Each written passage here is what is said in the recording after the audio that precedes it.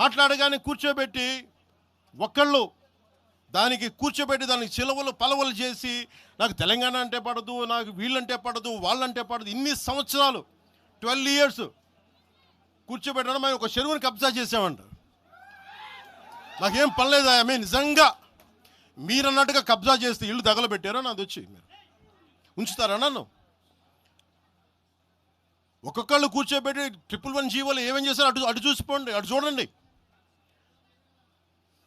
నిజంగా ఈ రోజున తెలంగాణ రాష్ట్ర ముఖ్యమంత్రి గారికి చెప్తున్నా, రేవంత్ రెడ్డి గారికి చెప్తున్నా, ఆయనంటే నాకు ఇష్టం, ఆయనంటే గౌరవం నాకు. కానీ వారికే నేను చెప్తా ఉన్నా, తెలంగాణ ప్రభుత్వానికే చెప్తున్నా, పవన్ కళ్యాణ్ గనుక ఆ చెరువుని మీరు ఒక చెరువును ఆక్యుపై చేసుకున్నాడంటే సంతోషంగా చెప్తున్నా, ఈ రోజున తెలంగాణ ప్రభుత్వానికి రాసి ఇచ్చేస్తున్నారు.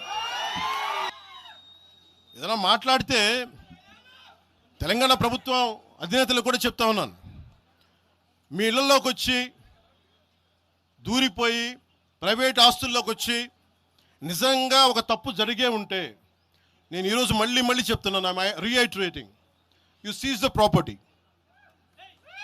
సంతోషంగా చెప్తున్నా, అక్కడ ఉన్నది నాకు గోశాల ఉంది, అక్కడ ఒక 60-70 గోవులు ఉంటాయి, అక్కడ వాటి గడ్డి కోసం ఉంటుంది. మీరు తెలంగాణ ప్రభుత్వానికి చెప్తున్నాను, ప్రైవేట్ స్థలాల్లోకి వస్తే it is a criminal trespass, criminal defamation, mischief with mala fide intention, propagating misinformation for causing unrest and regional differences. ఇన్ని కేసులు అట్రాక్ట్ అవుతాయి. ఇవన్నీ మీరు ఒక్కసారి కూర్చొని మీరు మమ్మల్ని భయపెట్టాలని చూస్తే వాటికి భయపడే వాళ్ళం కాదు నేను.